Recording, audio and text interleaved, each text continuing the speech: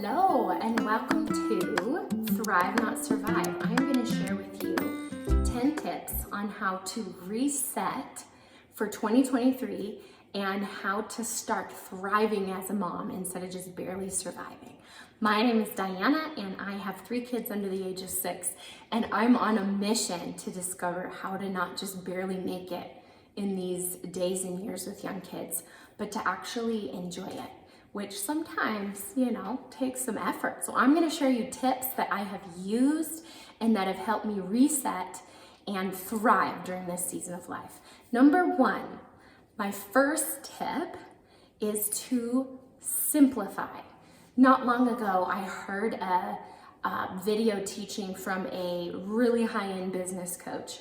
His name is Darren Hardy, but he was talking about how the top tier successful business people in the world, they do one thing. So they have one thing in common, and that is that they say no to 99 things out of 100. They only say yes to one thing.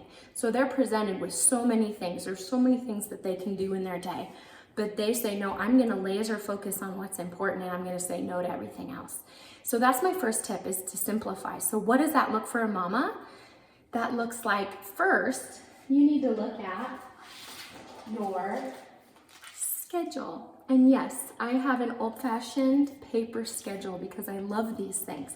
I also have, this is what I put into writing every day so I can visualize what I'm doing every day, but I also have my Google Calendar. I use Google Calendar so that I can share that calendar with my husband.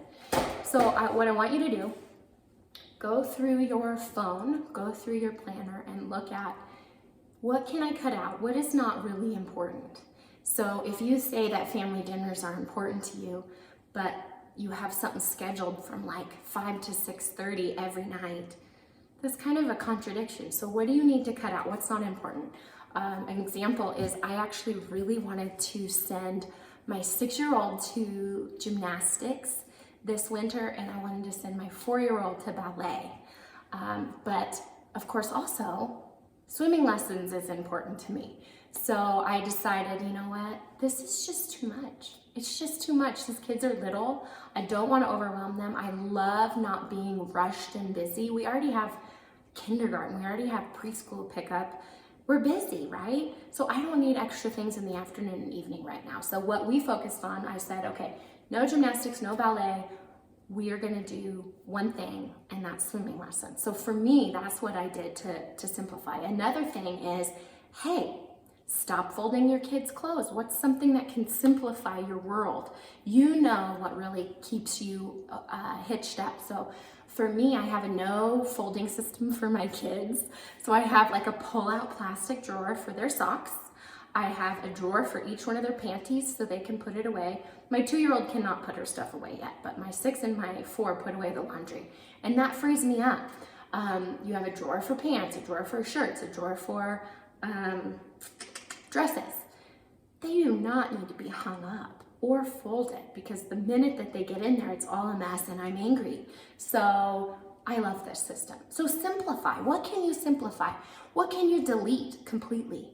Can you have grocery pickup or grocery delivery instead of doing that? So that's one thing I want you to simplify. Another area that you can simplify in is decluttering. So simplify your home. So for me, if my environment, and studies show, if you've got a lot of stuff around you, your anxiety levels just increase. So I really focus on decluttering in the winter. So when, January, February hits, I'm stuck inside anyway. But now that I've gotten through my house, when I am, cleaning a certain section of my home, that's when I realize, oh my gosh, why can't I shut my kids' drawers? Or why is their toy bin overflowing? Or why am I having a hard time? This was the recent one, shutting my, towels, rags. I couldn't shut the drawer very well because the rags were just getting more and more and more. So I realized, ding, ding, ding, that is a signal. I need to declutter, I need to simplify. So I pulled all my rags out, all my hand towels, and just said, okay, what do I really want to keep? What will fit in my drawer? Because that is a container. If it doesn't fit in your container, Same thing for mugs. I love mugs. Mugs are my thing. I mean, aren't these just so cute? I love mugs. So, but my rule is I have one shelf that I can have mugs, and if they don't fit in that shelf, I have to declutter one. So that's a way that you can simplify. It's just get a little something that you can declutter, spend 5 minutes a day and do that. The next thing to reset, next tip number 2 for resetting your life as a mama and learning to thrive in 2023, we need order. So cleaning the house can be a huge task when you've got a 6, 4, and 2-year-old. And like for me, my husband and I run a business. We've got stuff going on. So this has been revelational for me. Who has heard of the Fly Lady? So this is called Sync Reflections, but I discovered her, probably 4 months ago, and got this book from the library. I liked it enough that I just bought it on Amazon, but it walks you through why I like it. Is she says, you just start where you're at. You're never behind in cleaning your house. You just start where you're at. And her theory is if you have these little tiny habits, they'll build on each other and it'll start to be super easy to care for your home because you're doing 15 minutes a day in a certain zone and you're doing these simple routines. So the reason this is called Sync Reflections is that her very first rule is every night you go to bed with a clean sink. That's it. That's all you do. That's the first habit you build. For me, my sink is not like shineable. I can't shine it. It's black. But so that first habit that I built in a clean home is I never used to start my dishwasher at night. You who have this dishes routine in place are amazing, but I never figured out, hey, if I wash the dishwasher at night, empty it first thing in the morning, then I can fill it all day and there's not a pile of dishes by the sink. And that is one habit. So I focused on that one habit for a good month or 2. And then once I had that habit down, I added another one. So my next one was, okay, I'm gonna lay out my clothes at night before the next morning. So that's another one of her little tips is you gotta look good. You gotta feel like you're doing something right. So you need to get dressed, put your shoes on. If you're a makeup wearer, do your makeup. Otherwise, do your hair, do something so you feel like you're put together enough. The other thing that was kind of revolutionary about her cleaning style that really helped me was her cleaning once a week where you just tidy your house for an hour. It's called the weekly home blessing. And she says, quit feeling like a victim. Quit saying, oh my gosh, why isn't anyone else cleaning? I have to clean all this messes, which is true when you've got little kids and you cleaned up and then they like splash the mirrors. You know what I'm saying? You can feel like you're a victim. So in this, she says, no, this is a weekly home blessing and you are blessing yourself. It's almost self-care to take care of your home. So I would highly recommend, I'm not gonna go into it today. If you want a longer video, leave me a comment and I'll tell you all about it. But you gotta read this book. And if you don't have time to read or you don't take the time to read, watch a video on the Fly Lady. It's amazing. Okay, next tip.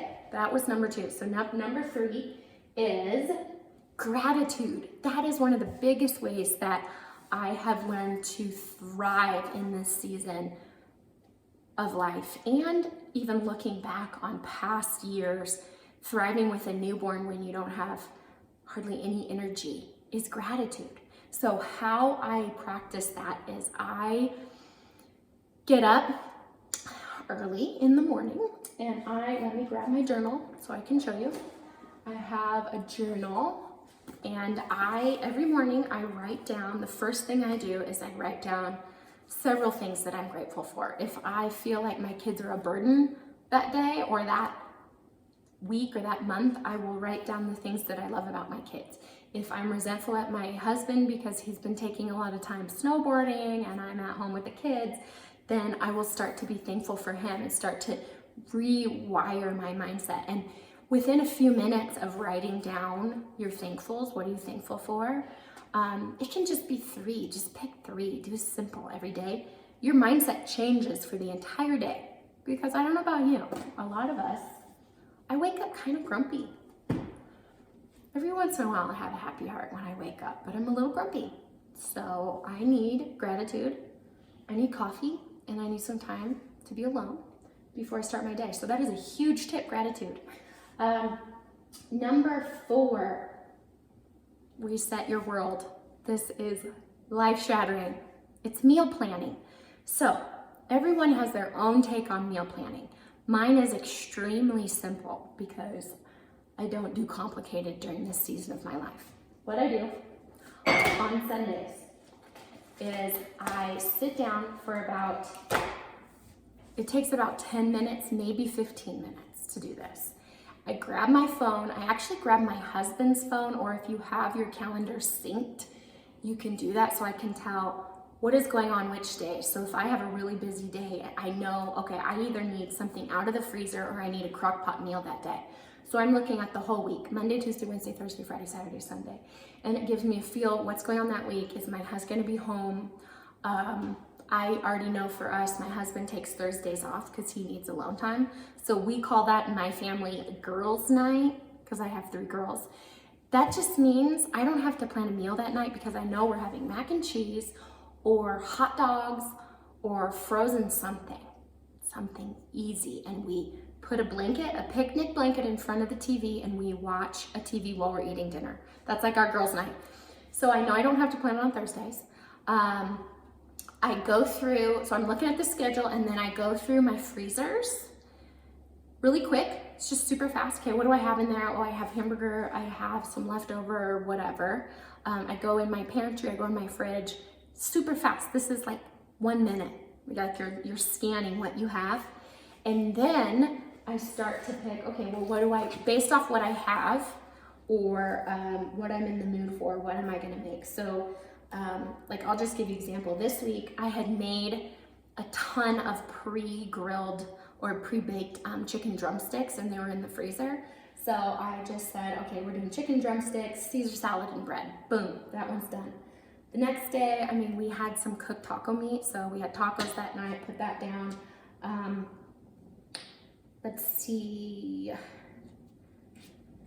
I have frozen ribs one of these nights that I've been meaning to use for months. So I pulled those out, salad and bread with that.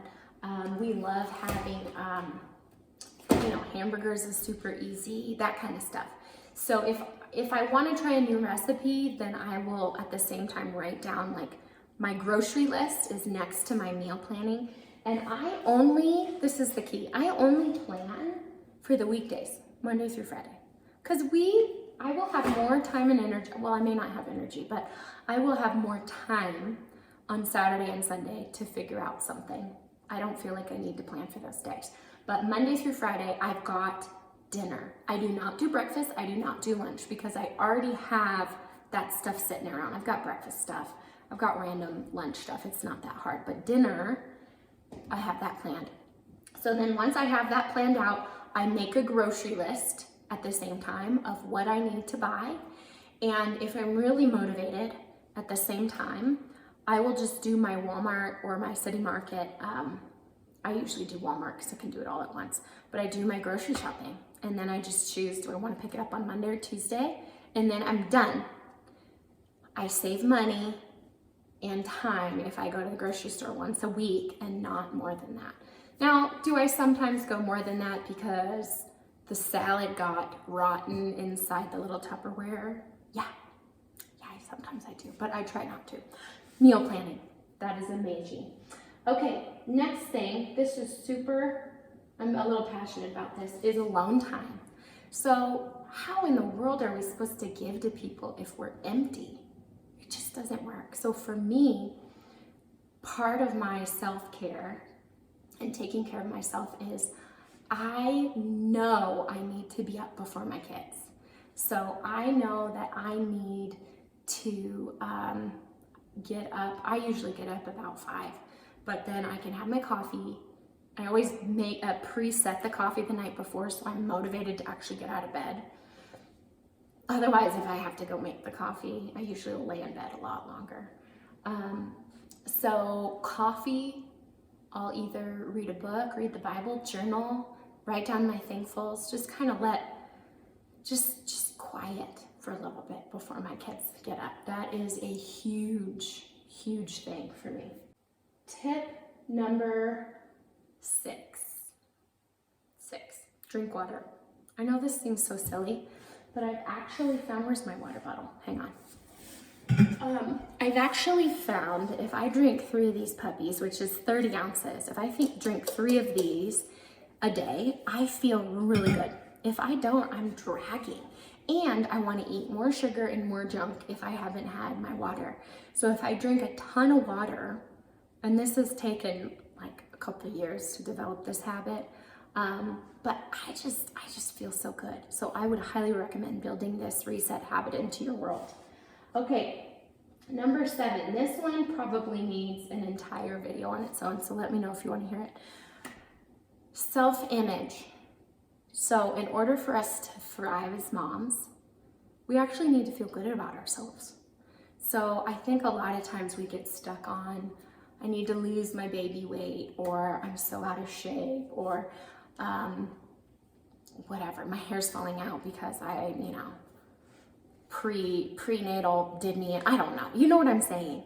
So I want you to think about, what do you need to do to feel healthy? That might be losing 50 pounds, it might be losing 2 pounds, it might be gaining weight, it actually might just be going for a walk 10 minutes a day. So what to you, and especially if you're married, like how are we supposed to enjoy any kind of romance if we don't feel beautiful? So that is huge. Like self-image is a really big deal in a woman's life. So that is why I do get dressed every morning. I put on my makeup. It doesn't matter if it's Saturday or Sunday, but for me, I don't do it necessarily for my husband. I do it for me. I don't do it for the people at Walmart or people I'm working with. I do it for me. Well, some of the people I'm working with. But so I guess I would just ask you, what habit do you need to create in order to take a step towards being healthy and towards loving yourself? That's my question. Okay. Movie time. This is tip number 8, movie time.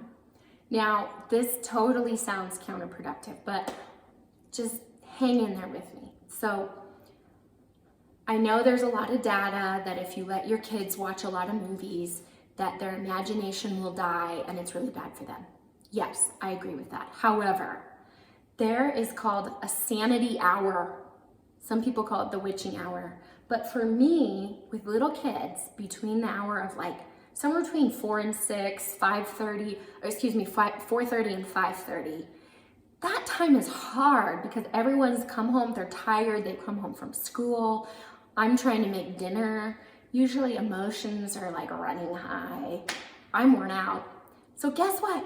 Implement movie time during that time. And if there's something else you want to call it or do, but something that actually will give you a break so that everyone can kind of come down, they can kind of chill out a little bit. You could have book time, whatever. For me, my kids will like come bother me if it's book time, and I don't want them to come bother me. So it's movie time for them. I put on a show, I make dinner. It really is a big help. So give yourself permission to do that. Now, I mean, do we watch it all day long? No, we don't.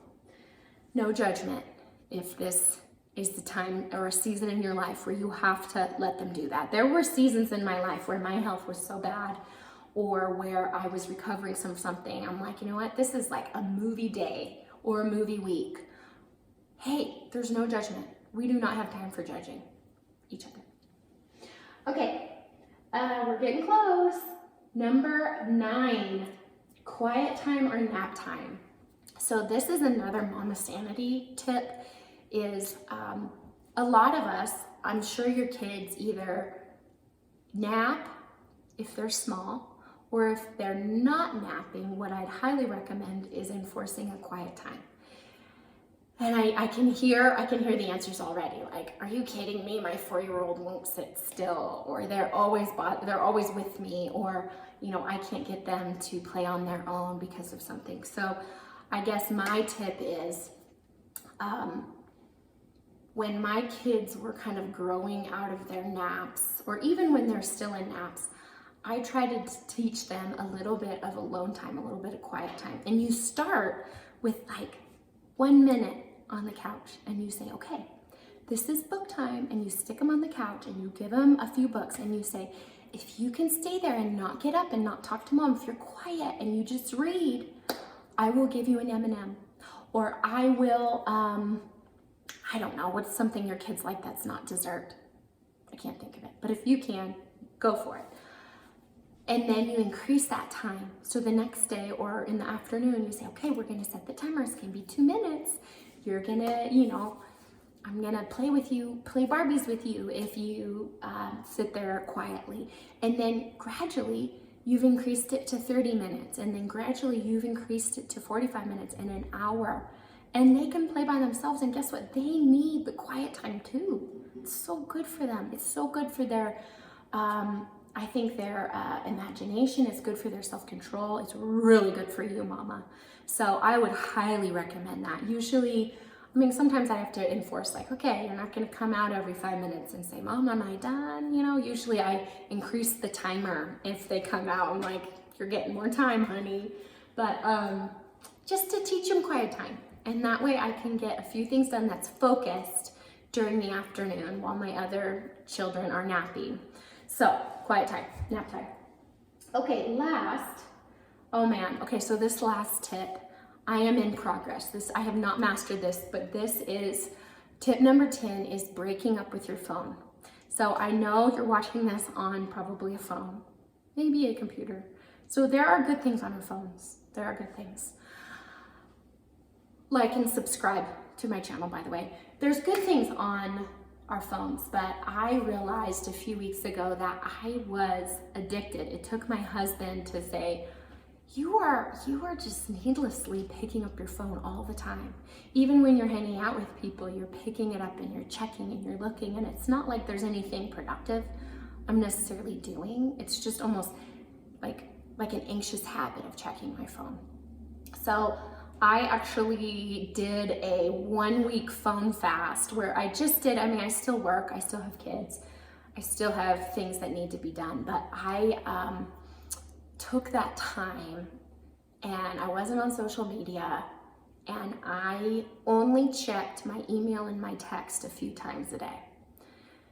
After that was over, I decided, okay, I need a few more check-in times. You know, if my oldest kindergarten, if their school calls me, I need to be able to get to that.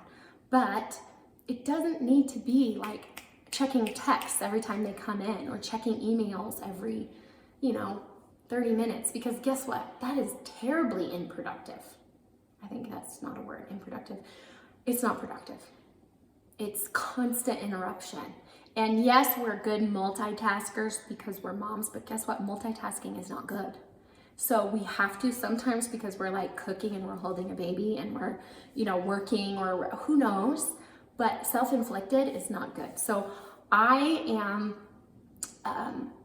setting a new boundary on myself of checking my phone, like emails and texts in the morning, and then waiting 2 hours and checking again, and then checking emails midday, and then, you know what I'm saying? Like, so there's like actually some structure. So there's 1 to 2 hour blocks in between when I check it, so I can actually get things done. And it is, it's really harder than I thought, but I would highly recommend that, because being on our phones all the time, not only is it bad for us, it's bad for our kids, it's bad for our marriage. So those are my tips. Thank you so much for watching to the end. If you want more in depth on any of these topics, just leave me a comment below. And thanks for watching. We'll talk to you soon.